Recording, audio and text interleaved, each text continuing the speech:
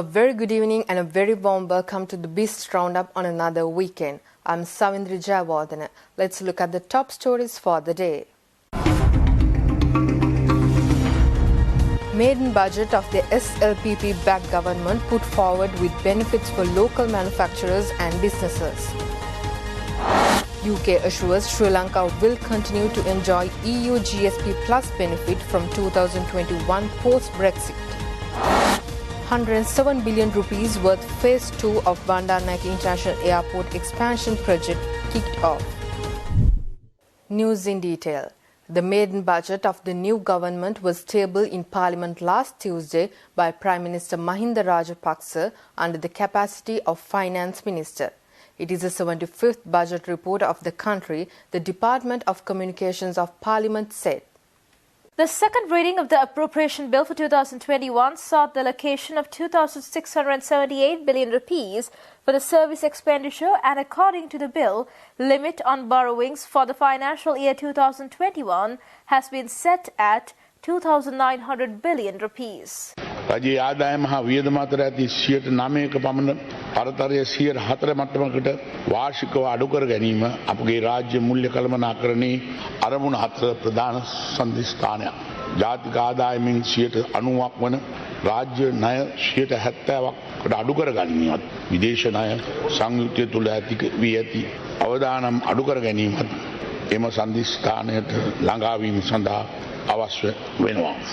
බැංකු මුල්‍ය හා රක්ෂණ ක්ෂේත්‍ර හැර භාණ්ඩ ආනයන හා නිෂ්පාදනය හා සේවා සැපයීම සඳහා ව්‍යාපාර පිරිවැටුම මසකට රුපියල් මිලියන 25කට වැඩි ව්‍යාපාරවලට අදාළ 8%කට වැට් බද්ද නොවෙනස්ව පවත්වාගෙන යාමට යෝජනා කරනවා. දැනට විවිධ ආයතන හා නීතිමය විධිවිධාන යටතේ ක්‍රියාත්මක වන මත්පැන් සිගරට් දුරස් කතන සේවා සූදු ගේමි මෝටර රථ වැනි මුළු බදු ආදායමෙන් 50%කට වැඩි බදු ආදායම දායකත්වයක් දෙන භාණ්ඩ හා සේවා බදු වඩා කාර්යක්ෂම ලෙස කළමනාකරණය කිරීම සඳහා එක බදු ක්‍රමයක් ඔන්ලයින් තාක්ෂණය ඔස්සේ කළමනාකරණය කිරීමට සඳහා විශේෂ භාණ්ඩ හා සේවා බද්දක් special goods and services tax හඳුන්වා දීමට යෝජනා කරනවා. බදු ව්‍යාචනා කඩ්ඩමින් විසඳුම් සඳහා විශේෂ බදු අභ්‍යාචනා උසාවියක් ඇති කිරීමටද යෝජනා කරනවා. ඉදිරි වසර 5 තුළ කෘෂිකර්ම සත්ව ආදීවර කටයුතු වලින් ලැබෙන ආදායම් බදු වලින් නිදහස් කර තිබෙනවා.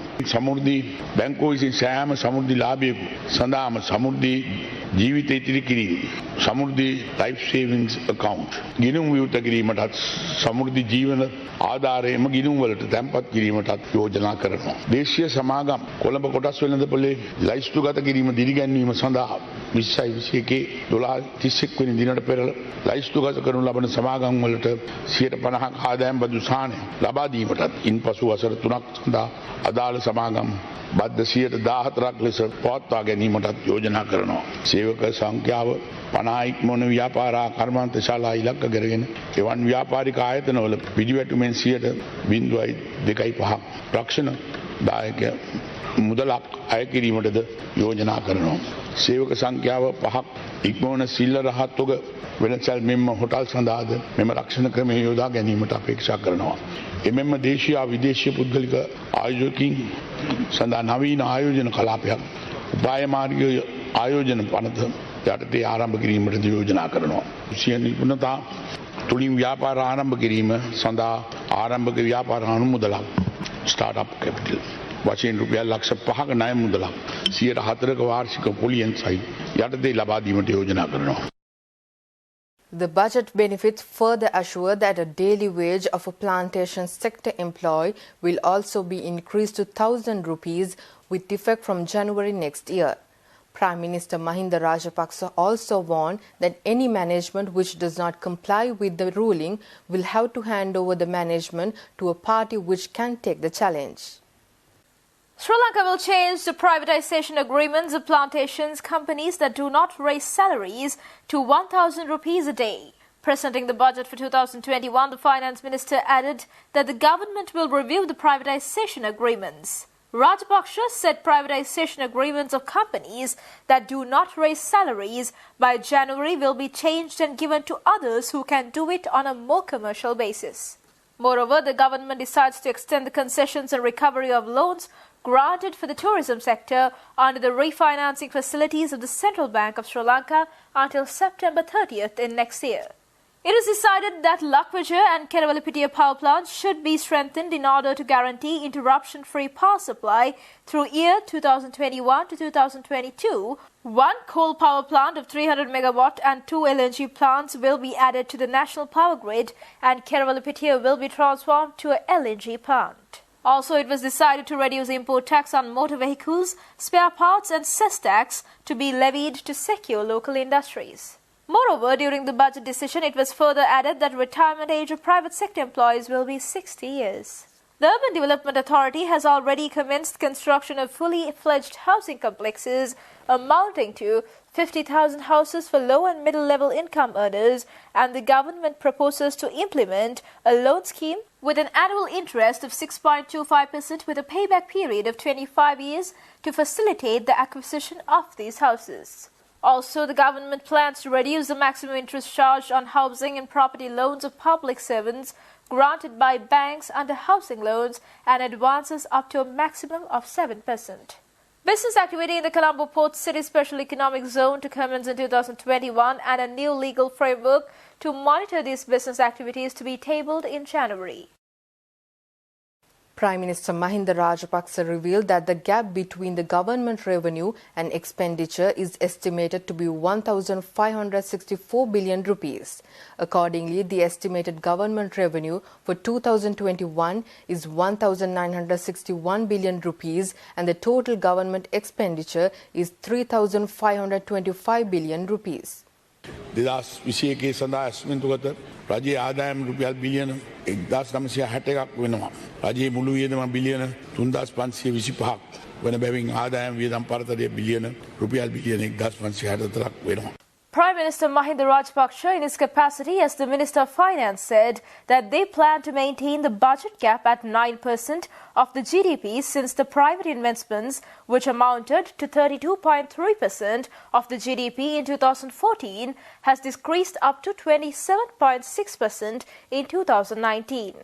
He also stressed that economic growth of the country has badly stagnated and it requires a robust start by the government. Rajapaksa also said that the budget 2021 is a development budget presented to elevate the economy which was shattered. He also said that it covered all sectors under a macroeconomic vision aimed at fulfilling the vistas of prosperity and splendor.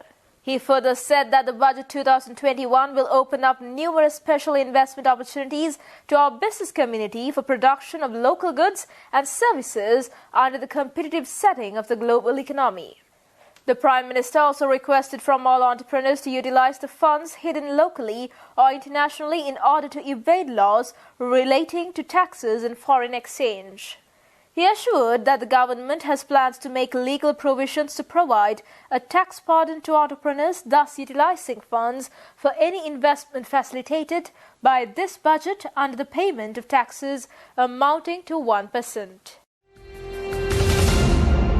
State Minister of Money and Capital Market and State Enterprise Reforms Ajit Niwad Cabral said that the underlying theme of the SLPP government's maiden budget is a steady growth and the government expects assistance of each and every stakeholder in the process. State Minister Cabral made these observations addressing the annual budget seminar organized by the Institute of Chartered Accountants of Sri Lanka in Colombo last Thursday. That one of the key areas that this government is keen to usher in is steady growth. Growth is essential if this country is to move forward. Now that is the underlying theme of this entire budget. You would find that we want to see growth being done through the government. We want to see growth even more interestingly done through the private sector. The private sector has been given an enormous amount of space as well as incentives to come and deliver on this growth story. They have to deliver that. That's why I think it's particularly important that institutions like the CA, Chartered Accountants, rise to the occasion, because you have a very, very key role to play. You've got to bring in investment to this country. Investment to be brought into this country is not only the responsibility of the Board of Investment. It's not only the responsibility of the government and ministers. It's your responsibility too. If you strive hard, bring the right messages, give the necessary assistance to the private sector individuals as well as to the foreign investors, I'm sure we can bring in a lot of investment into this country. Just yesterday, the new airport expansion was launched. It's a 131 billion, almost $600 million investment, which is going to drive this country forward. Tomorrow, the tyre factory in the Hambantota area is going to be launched. That's another $300 million investment that can reach up to $450 million. So COVID has not put a dampener on these projects. Stay tuned for more news right after this break.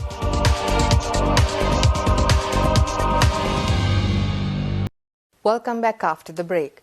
The Export Development Board issuing a statement states that the United Kingdom has assured Sri Lanka will continue to enjoy EU GSP Plus benefit from 2021 post-Brexit.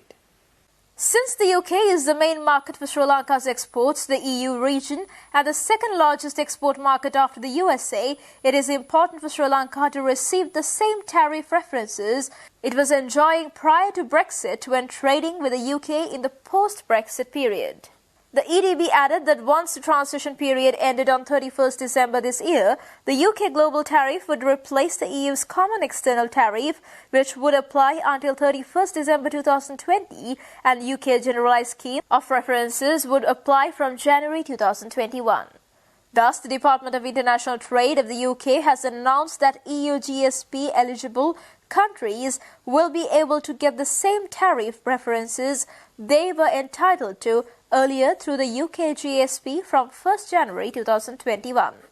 Being an EU GSP Plus beneficiary country, Sri Lanka will continue to be eligible to receive the same preferential benefits under the EU GSP Plus for the UK as per their proposed enhanced framework replicating EU GSP Plus.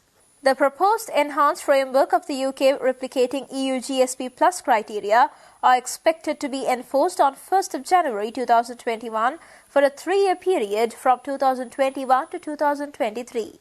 During the aforementioned 3-year period, the UK will review the eligibility criteria, rules of origin criteria, and guidelines to develop its bespoke preferential scheme.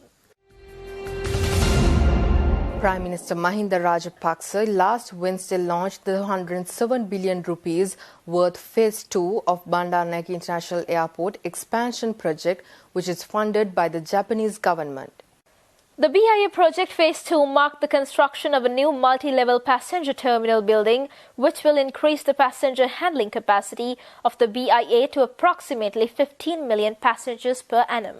The project is scheduled to reach completion in 3 years, and the new multi-level terminal would expand over an area of 180,000 square meters. It will entail separate departure and arrival terminals, making the airport more passenger-friendly.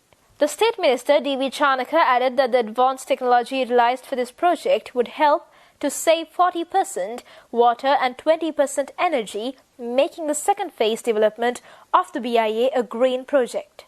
In addition to the building of the second terminal, the airport will have its parking capacity expanded with the construction of a 5-storied parking area. Also, all the entry roads to BIA will be developed under the project, while the infrastructure facilities will be uplifted as well. Ambassador of Japan to Sri Lanka, Akira Sugiyama, Tourism Minister Prasanna Rantunga, and several others attended the event. Central Bank last Monday announced that it has raised $62 million through Sri Lanka development bonds on top of $44.8 million through the most recent Sri Lanka development bonds auction held last week. The statement issued by the Central Bank of Sri Lanka states that the most recent Sri Lanka development bonds auction held from 10th to 13th of this month enabled to raise $24.82 million. At the said auction, maturities offered varied from 1 year to 2 months to 4 years to 2 months and offered at a fixed rate of 6.69% to 6.82%. Subsequent to the said auction, due to the renewed interest and investor appetite for Sri Lanka development bonds, further investment of $62 million was raised by close of business at the weighted average fixed rates determined for respective maturities on offer at the above auction, with settlement of such investments Accordingly, an aggregate amount of $86.82 million was raised in all four maturities in comparison with the total offered amount of $75 million. The national tea production in the country in the month of October this year shows a 10.32% increase in production compared to the corresponding month of 2019. Sri Lanka Tea Board issuing a statement highlights that the national tea production in Sri Lanka during the month of October 2020 amounted to 23,457,397 kilograms compared to 21,263,407 kilograms in 2019. Thus, it shows an increase of 2,193,990 kilograms, accounting to 10.32% against the corresponding month of 2019. Significantly, the production of high-grown, medium-grown and low-grown tea sectors in the month of October this year is higher than that of the last year. However, cumulative tea production for the period of January to October 2020 shows a decrease of 12% respectively against last year.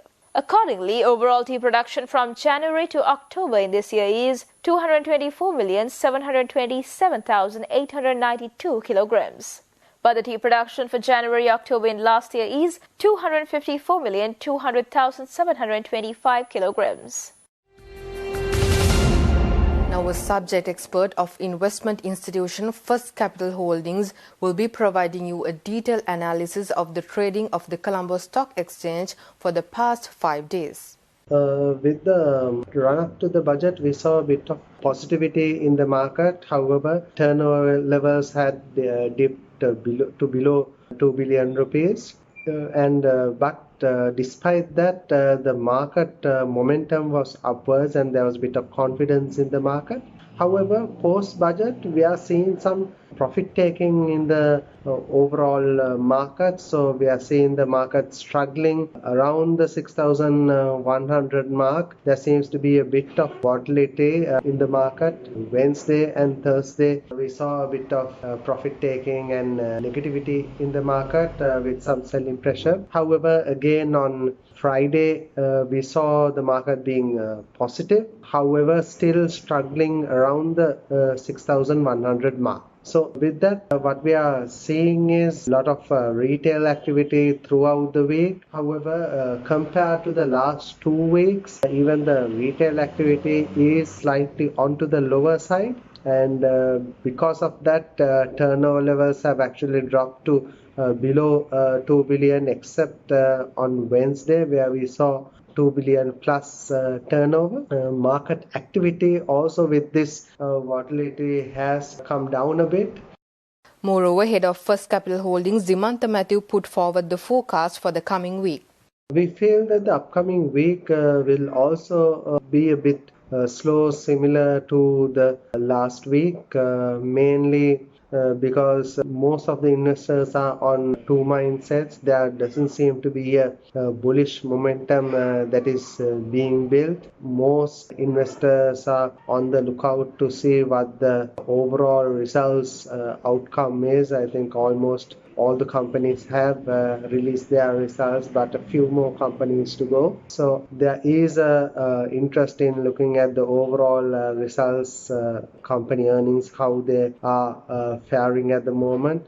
We feel that it's quite good compared to the previous 2 quarters. In addition to that, we feel that there seems to be a shift into the blue chip counter. So there is some sort of collection coming into the blue chip counters. So most investors should look at the large blue chip counters, possibly the banking sector players, because they are the ones that are likely to generate higher earnings in the upcoming year, new year 2021. With that, we'll be winding up for today. See you tomorrow with State of Business at the usual time. Until then, take care and good night.